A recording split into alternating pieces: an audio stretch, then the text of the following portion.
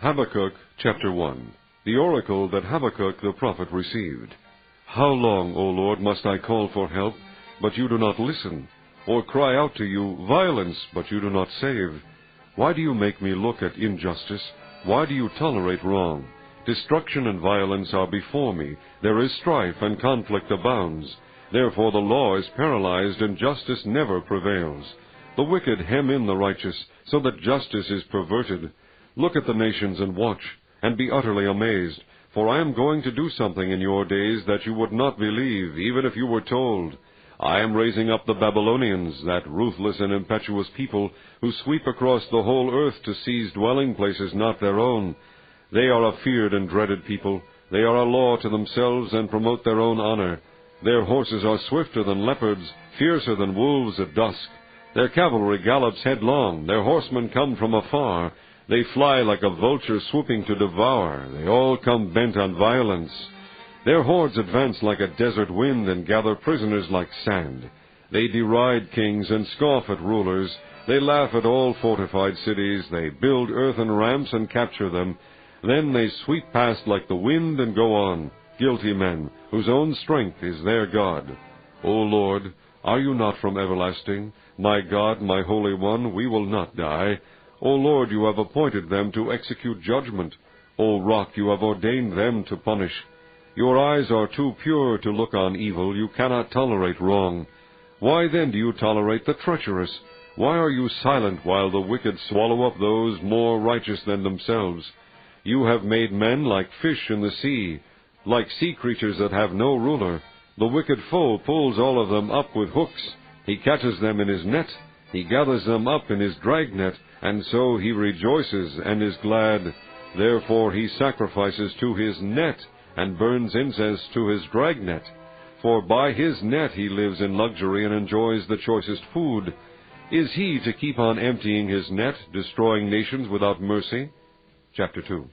I will stand at my watch, and station myself on the ramparts.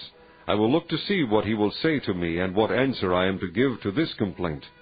Then the Lord replied, Write down the revelation, and make it plain on tablets, so that a herald may run with it. For the revelation awaits an appointed time. It speaks of the end, and will not prove false. Though it linger, wait for it. It will certainly come, and will not delay. See, he is puffed up, his desires are not upright, but the righteous will live by his faith. Indeed, wine betrays him. He is arrogant and never at rest. Because he is as greedy as the grave, and like death is never satisfied. He gathers to himself all the nations, and takes captive all the peoples. Will not all of them taunt him with ridicule and scorn, saying, Woe to him who piles up stolen goods and makes himself wealthy by extortion? How long must this go on? Will not your debtors suddenly arise? Will they not wake up and make you tremble? Then you will become their victim, because you have plundered many nations. The peoples who are left will plunder you. For you have shed man's blood, you have destroyed lands and cities, and everyone in them. Woe to him who builds his realm by unjust gain, to set his nest on high, to escape the clutches of ruin. You have plotted the ruin of many peoples, shaming your own house and forfeiting your life. The stones of the wall will cry out, and the beams of the woodwork will echo it. Woe to him who builds a city with bloodshed, and establishes a town by crime. Has not the Lord Almighty determined that the people's labor is only fuel for the fire, that the nations exhaust themselves for nothing? For the earth will be filled with the knowledge of the glory of the Lord, as the waters cover the sea. Woe to him who gives drink to his neighbors, pouring it from the wineskin till they are drunk, so that he can gaze on their naked bodies. You will be filled with shame instead of glory. Now it is your turn. Drink and be exposed. The cup from the Lord's right hand is coming around to you, and disgrace will cover your glory. The violence you have done to Lebanon will overwhelm you, and your destruction of animals will terrify you. For you have shed man's blood. You have destroyed lands and cities, and everyone in them. Of what value is an idol, since a man has carved it, or an image that teaches lies? For he who makes it trusts in his own creation. He makes idols that cannot speak. Woe to him who says to wood, Come to life, or to lifeless stone, Wake up. Can it give guidance? It is covered with gold and silver. There is no breath in it. But the Lord is in his holy temple. Let all the earth be silent before him. Chapter 3. A prayer of Habakkuk the prophet on Shigionoth. Lord, I have heard of your fame. I stand in awe of your deeds, O Lord. Renew them in our day. In our time make them known. In wrath remember mercy. God came from Teman, the Holy One from Mount Paran. Selah. His glory covered the heavens, and his praise filled the earth. His splendor was like the sunrise. Rays flashed from his hand where his power was hidden. Plague went before him. Pestilence followed his steps. He stood and shook the earth. He looked and made the nations tremble.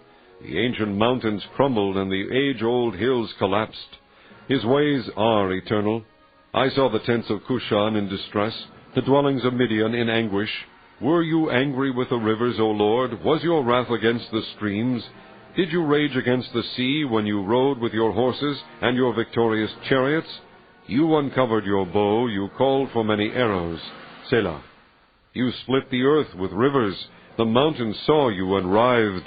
Torrents of water swept by. The deep roared and lifted its waves on high. Sun and moon stood still in the heavens at the glint of your flying arrows, at the lightning of your flashing spear. In wrath you strode through the earth, and in anger you threshed the nations. You came out to deliver your people, to save your anointed one. You crushed the leader of the land of wickedness. You stripped him from head to foot. Selah. With his own spear you pierced his head, when his warriors stormed out to scatter us, gloating as though about to devour the wretched who were in hiding. You trampled the sea with your horses, churning the great waters. I heard, and my heart pounded. My lips quivered at the sound. Decay crept into my bones, and my legs trembled.